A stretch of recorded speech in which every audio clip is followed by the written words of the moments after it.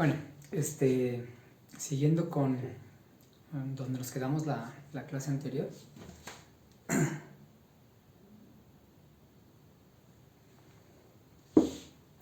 De hecho, voy a recapitular un poco donde nos habíamos quedado en la clase anterior, porque dejé indicadas unas cosas, pero creo que es importante decir esto primero, o debí haber dicho esto primero. Es importante, lo vamos a usar aquí adelante, o se usa aquí adelante. Bueno, el punto es que la fórmula de Baker, Campbell, Hausdorff nos dice cuál es el producto, cómo multiplicar. Ya pensando en términos de lo que estamos haciendo nosotros, sería cómo multiplicar dos elementos del supergrupo. Aunque originalmente esto se hace para grupos, pero nosotros sabemos que si X y Y son elementos del álgebra del grupo, entonces E a la X es un elemento del grupo y E a la Y pues es un elemento del grupo. Entonces lo que quisieron hacer ellos, pero nos va a servir a nosotros en su generalización. Esto es para grupos, pero lo vamos a aplicar para supergrupos. Bueno, el punto, y nosotros habíamos visto algo parecido, ¿no? No exactamente esto, pero nosotros vimos la fórmula de producto de Lie, ¿sí? Que era un límite, porque eso era lo que necesitábamos. Pero un resultado más general, pues es esta fórmula de Baker, Campbell, Hausdorff. El punto es que la exponencial de x por la exponencial de y es igual a x más y más un medio del conmutador de x con y más un doceavo del conmutador de x con el conmutador de x con y menos pues un doceavo menos un doceavo del conmutador de y con el conmutador de x con y más hasta el orden que quisiéramos calcular, ¿no? El punto es que para n igual a 1, esto es importante, tenemos una supersimetría, esto ya estamos en supersimetría, entonces ya tenemos superálgebras, y cuando tomamos la exponencial de esos elementos de esas superálgebras, pues llegamos, lo vimos la clase pasada, ¿no? Con estas analogías a un elemento del supergrupo. Entonces, vamos a pensar que Z es un punto en el superespacio. Y pongo punto porque tiene una parte conmutativa que es legítimamente un punto, esta del x mu, pero pues tiene también una, pues como una cola, una nube no conmutativa que tiene que ver con, pues ya vimos que la clase pasada también, que estos parámetros θ son números de Grassmann, ¿no? Entonces, no sé si sirva, pero la primera vez que a mí me enseñaron esto, el maestro decía que es como si tuvieran un punto y este punto que tiene que ver con este xmi tuviera, me acuerdo que usó esta, ese fue su dibujo, tuviera como una cola difusa, ¿no? O sea, una cola, que es esto que puse aquí, esto representaría como a sus coordenadas alfa barra, ¿no? Entonces decía, pues tiene una parte que sí es legítimamente un punto, pero hay otra parte difusa, y hacía un dibujo así. Entonces me quedó muy marcado, me quedó muy grabado, como pueden ver. Pero bueno, el punto es la cuestión, es que por eso puse punto. Formalmente pues lo tratamos así, si Z es este punto del superespacio, pues lo podemos poner en términos de, pues como que sus coordenadas x mu, que x mu pues son números reales, pero recuerden que teta y teta barra son variables de Grassmann. Pero bueno, entonces vamos a calcular cuánto vale. Aquí ya todo es complejo, ya vimos hace tiempo por qué le poníamos la i. Finalmente, aunque como lo vimos formalmente no se requiere que tengan esa i, pero como al final vamos a hacer mecánica cuántica, teoría cuántica de campos, pues necesitamos que nuestros grupos sean unitarios, y eso quiere decir que nuestras álgebras sean, los elementos del álgebra de ese grupo sean autoadjuntos, ¿sí? No anti-autoadjuntos, sino autoadjuntos. Eso ya lo vimos hace muchas clases con la complexificación de las álgebras. Bueno, el punto es que vamos a calcular la exponencial de i a mu p mu más rho alfa por q alfa más rho barra alfa punto por q barra alfa punto por el exponencial de i x mu p mu más teta alfa q alfa más teta barra alfa punto por q barra alfa punto, ¿sí? Eso tiene que ver con el punto z, obviamente. Igual. Entonces, pues empezamos aquí es donde vamos a usar la fórmula de Baker-Campbell-Hausdorff para la mu y el x mu, pues obviamente no, esto lo hicimos desde Poincaré. Entonces, esta parte de la exponencial de i a mu p mu con esta parte de la exponencial de i x mu p mu, pues es esta parte de la exponencial de i a mu más x mu por p mu.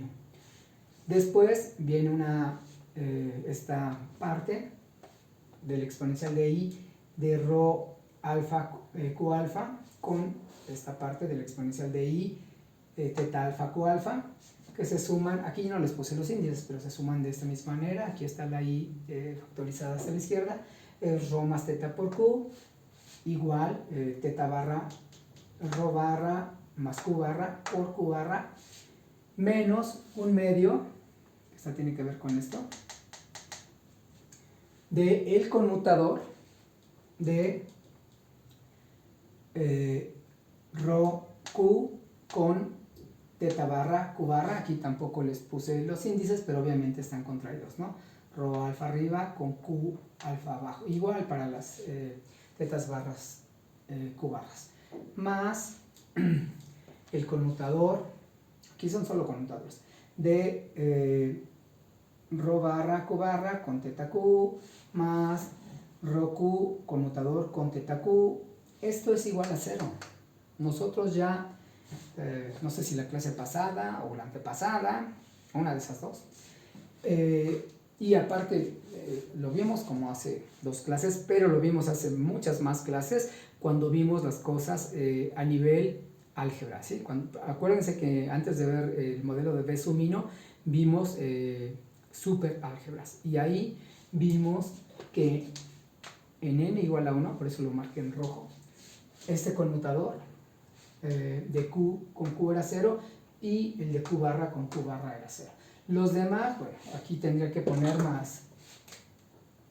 Estos ya son, aquí tengo 3 cosas. Entonces tendría 2 tetas barras, 3 tetas o tetas barras, y entonces todos estos mueren, ni siquiera los tengo que poner aquí. Aquí es más, pero todo esto es 0. Estos son 0 por una cuestión algebraica y que estamos con una supersimetría. Y todos los demás términos son 0 porque teta y teta barra son variables de Grassmann y no puedo tener más dadas sus propiedades anticonmutativas, pues no puedo tener más de 2, ¿sí? Entonces, todas estas demás pues mueren por esa razón. De manera que estos dos mueren. Este conmutador y este conmutador, este es el conmutador de q con q barra. Sacamos la rho y la teta barra y nosotros sabemos que este conmutador vimos que este conmutador se vuelve un anticonmutador. Bueno, saco aquí estos espinores constantes y me queda que este conmutador, saco la teta y la rho y la teta barra y me queda un anticonmutador de Q con Q barra, y ese anticonmutador de Q con Q barra es precisamente proporcional, bueno, a sigma mu con p mu, y están metidas la rho y la teta en esa. Aparte aquí es menos porque aquí tengo el de Q con Q barra, ¿sí? Habíamos visto eso en la clase pasada. Y aquí como tengo el de Q barra con Q, pues me queda el negativo de o sea, más. Este conmutador pues es igual a teta sigma mu rho barra p mu, ¿sí? Entonces, pero me doy cuenta que aquí hay un p mu, aquí hay un p mu, aquí hay un p mu, pues factorizo todo lo que está aquí con p mu, entonces me queda la exponencial de i por a mu más x mu más i rho sigma mu teta barra menos i teta sigma mu rho barra, todo eso multiplicando a p mu, más rho más teta por q, más rho barra más teta barra por q barra. El punto es que vemos que multiplicar en el superespacio genera movimiento en el espacio de parámetros. A mu se mueve a mu más x mu. Obviamente antes de que tuviéramos supersimetría, pues veíamos que la exponencial de i a mu p mu por la exponencial de i x mu p mu, pues me daba este movimiento, ¿no? A mu se mueve a mu más x mu. Esto también lo vimos hace varias clases. Pero el punto es que ahora tenemos, sí, a mu se mueve a mu más x mu. O sea, la parte del punto se mueve, hay una traslación, pero también me estoy moviendo, este p mu, pues me mueve en la parte del espacio conmutativo, pero también me genera un desplazamiento acá, que es independiente de esta rho se mueve a rho más teta y la rho barra se mueve a rho barra más teta barra. Esto se mueve por estos generadores de traslación, pero el punto de que aquí aparezcan estos conmutadores hace que pues estos conmutadores de Q con Q barra hace que también se muevan en la parte del espacio normal, pero también en la parte del espacio no conmutativo, ¿sí? Estas partes pues generan estos movimientos, y la parte de los conmutadores generan esta parte del movimiento, de esta traslación. Entonces esta traslación de argumentos implica, obviamente, aquí vemos, ya sabíamos que a mu, que se mueve a mu más x mu, pues tiene que ver con p mu, que es un generador de traslaciones. Y entonces, de ver cómo se mueven los parámetros, pues veo que los generadores de traslaciones para estos parámetros variables de Grassmann, para estos generadores de supersimetría, lo que vemos, los puse aquí en rojo porque esta parte en negro lo mencioné, creo, la clase pasada, y lo voy a volver a mencionar en unos momentos. Pero el punto es que, así como p mu vimos que era igual a menos i de mu, generador de traslaciones, pues ahora, pero como operador diferencial, pues ahora veo que mis cargas supersimétricas, mis generadores de supersimetría como operadores diferenciales son Q alfa es igual a D alfa. Recuerden que D alfa significa D de teta alfa, ¿no? O sea, D alfa significa D teta alfa. Y lo mismo para esta, ¿no?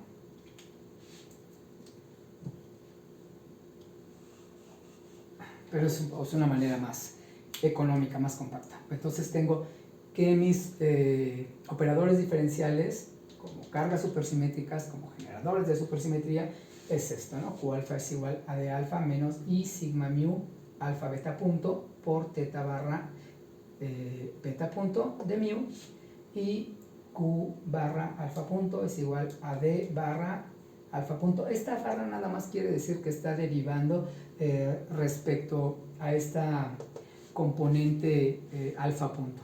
Recuerden también que la alfa y la alfa punto tiene que ver con las dos representaciones de hace mucho, ¿recuerdan? De SL12.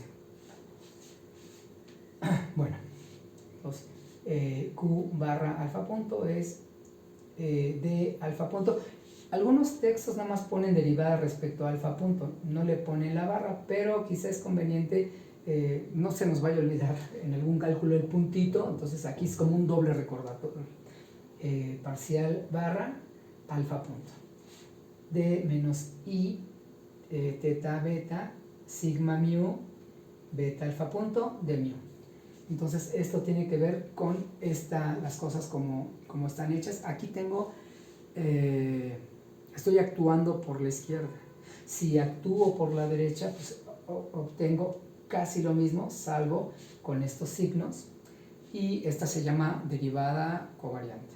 Entonces aquí son nuestras cargas supersimétricas como operadores diferenciales, pero podría ser todo por, recuerdan que habíamos visto como el espacio de coconjuntos, ¿no?